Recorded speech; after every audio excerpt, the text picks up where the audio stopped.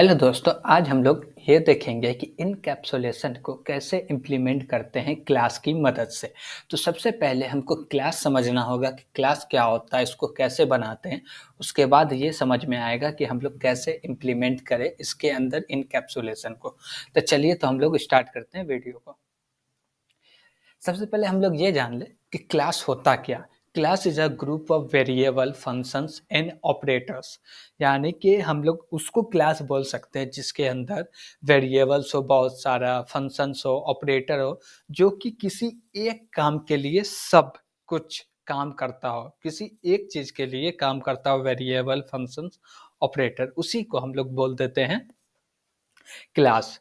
और ऐसे भी हम लोग बोल सकते हैं अलग अलग टाइप के डेटा को एक जगह एक साथ स्टोर करते हैं तो उसको भी हम लोग ये बोल देते हैं, क्लास बोल देते हैं। जैसे हम लोग कस्टम डेटा टाइप क्रिएट करते हैं जिसके अंदर इंड, फ्लोट, डबल, केयर, हर टाइप का डेटा को हम लोग स्टोर कर सकते हैं, वही होता है class. Okay, class is a keyword to create a custom data type just like struct. ये जैसे कि हम लोग स्ट्रक्ट के मदद से कोई कस्टम डेटा टाइप बनाते थे, उसी प्रकार से हम लोग क्लास की मदद से भी कस्टम डेटा टाइप बनाते हैं। Class is a description of an objects. Objects का डिस्क्रिप्शन होता है class. Class provide a blueprint for its object. Object का ब्लूप्रिंट प्रोवाइड करता है class. Class is a common नाम। Class is a way to implement concept of encapsulation. क्या है? Class एक वे है जिसकी मदद से हम लोग इनकैप्सुलेशन के कॉन्सेप्ट को इम्प्लीमेंट कर सकते हैं। ये तो कुछ सब क्लास के बारे में थ्योरी। अब हम लोग थोड़ा सा ऑब्जेक्ट के बारे में थ्योरी देखते हैं, उसके बाद हम लोग जाएंगे फिर से और हम लोग क्लास बनाएंगे। ओके, तो ऑब्जेक्ट क्या होता है? Object is a real world entity. Object is a instance of class. Object is a proper noun. और एक चीज, जब भी हम लोग क्लास बनाते हैं, क्या जब भी हम लोग क्लास बनाएंगे तब मेमोरी नहीं लेगा। मेमोरी कब लेगा? जब हम लोग क्लास का ऑब्जेक्ट बनाएंगे। जैसे कि हम लोग कोई क्लास बनाए तो क्लास बन गया यानी कि ब्लूप्रिंट बन गया। जब तक उसका ऑब्जेक्ट नहीं बनेगा तब तक वो मेमोरी नहीं लेगा। Got it? तो चलिए हम लोग आगे देखते हैं। हम लोग ये देखेंगे, ये एक क्लास बना हुआ है जिसका नाम कॉम्प्लेक्स है। और एक चीज कि जो स्ट्रक्ट था ना, स्ट्रक्ट के जगह से हटा के हम लोग क्लास लिख दी, ये क्लास बन गया। और क्लास के अंदर by default every members are private. यानी कि अभी यहाँ पे हम लोग कुछ नहीं लगाए प्राइवेट पब्लिक, तो इसलिए इसको पूरे को माना जाता क्या? प्राइवेट माना जा रहा। तब हमको बताना पड़ेगा कि कौन सा प्राइवेट है, कौन सा पब्लिक है। तो चलिए हम लोग बताते हैं कि मेरा दोनों वेरिएबल प्राइवेट होगा। प्राइवेट कर दिए इसको। और मेरा फंक्शन क्या करना है? पब्लिक करना है।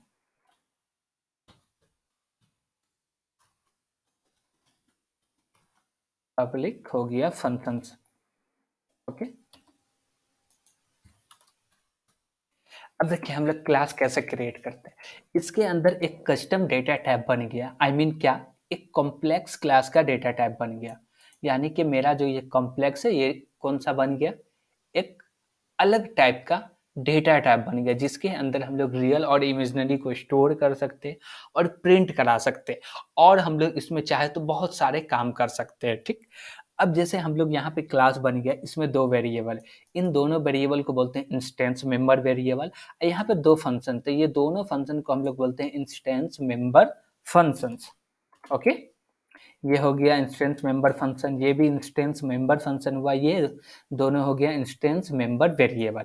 और यहाँ पे हम मेन फंक्शन में एक ऑब्जेक्ट बनाए यानी कि वेरिएबल बनाए और कॉल किए सी1 डॉट सेट डेटा और फिर कॉल किए सी1 डॉट डिस्प्ले।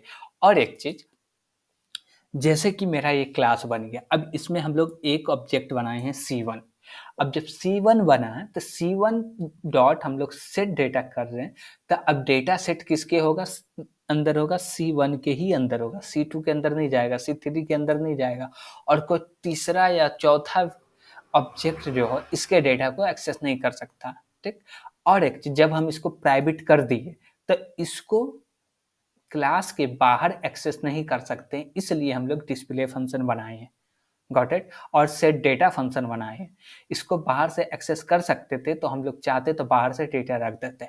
और एक चीज कि हम लोग इसको प्राइवेट क्यों बनाते हैं, मान लीजिए कि इसके अंदर हम लोग चाहे कि इसके अंदर कोई भी डेटा हो लेकिन पॉजिटिव डेटा हो, नेगेटिव डेटा नहीं हो, तो हम लोग रख सकते हैं, हम लोग चेक कर सकते हैं इसको कि क्या जो डेटा दे रहा है वो नेगेटिव है तो उसको पॉजिटिव करके रख दो, नहीं तो वो नेगेटिव है तो नहीं रखो। ये सब शर्त लगा के, कंडीशन लगा के हम लोग इसको चेक कर सकते हैं।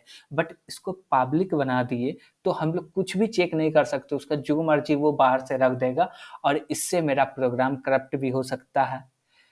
इसलिए हमको वेरिएबल को प्राइवेट बनाने पड़ रहे हैं और फंक्शंस को पब्लिक बनाना पड़ रहा है कि फंक्शन के ही मदद से हमारे वेरिएबल को एक्सेस कर सके बाहर क्लास के। जैसे कि ये मेन फंक्शन बना, इससे यहाँ एक्सेस कर सके, गॉट इट।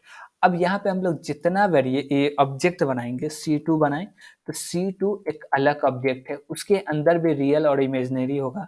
जैसे कि देखिए यहाँ एक हम लोग ऑब्जेक्ट बनाए जिसका नाम है C1, ये रहा C1, ओके। अब इसके अंदर दो वेरिएबल है, इसके अंदर दो वेरिएबल, कौन कौन सा वेरिएबल है, रियल और इमेजिनरी।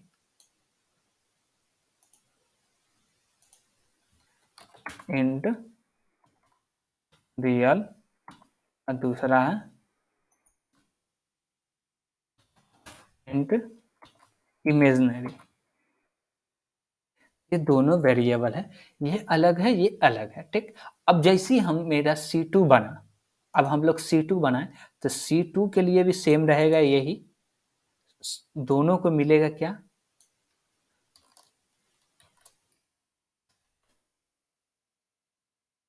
ये आ गया C2।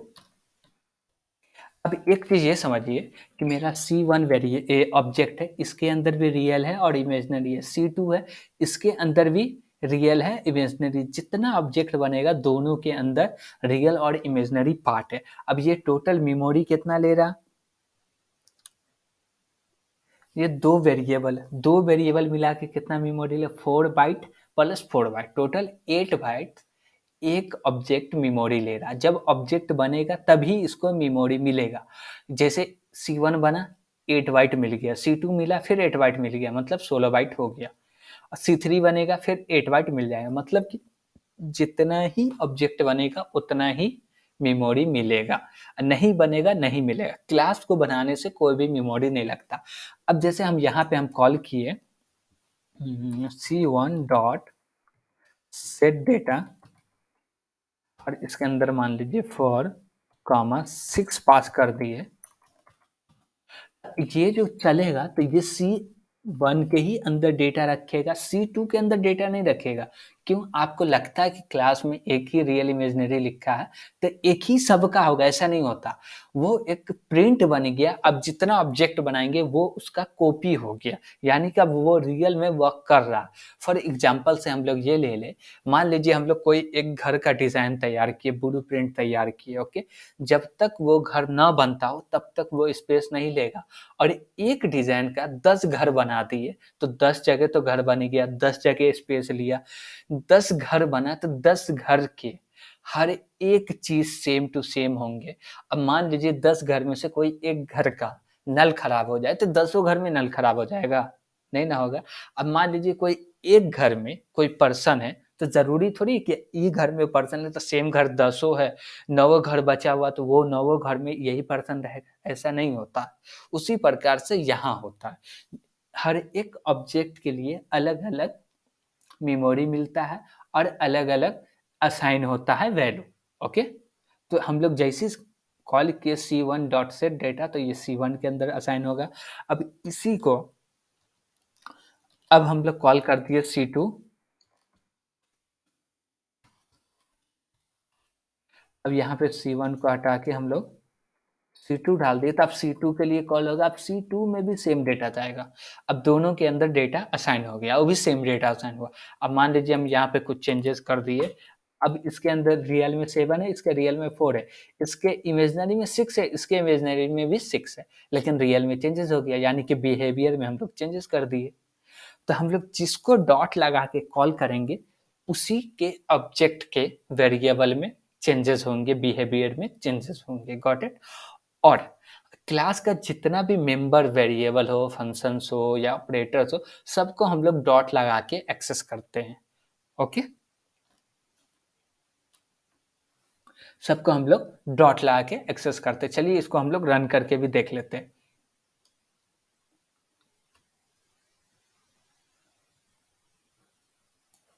हमने रन किया तो यहाँ पे प्रिंट कर दिया 4 + i बटा 6। Got it? तो ये रहा हमारा क्लास। क्लास के अंदर 2 इंट वेरिएबल बने हुए, 2 फंक्शंस बने हुए हैं। उसके बाद हम लोग मेन फंक्शन बना के कॉम्प्लेक्स क्लास का ऑब्जेक्ट बना दिए C1 C2। ओनली यूज कर रहे हैं C1 को, और C1 के अंदर डेटा असाइन कर रहे हैं और डिस्प्ले कर रहे हैं।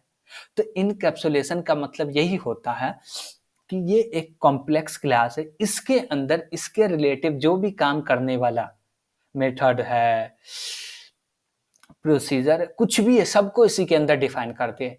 रियल इमेजिनरी वेरिएबल है, कॉम्प्लेक्स क्लास का ही काम करता है। सेट डेटा किसका काम कर रहा है? कॉम्प्लेक्स क्लास का। डिस्प्ले किसका काम कर रहा है?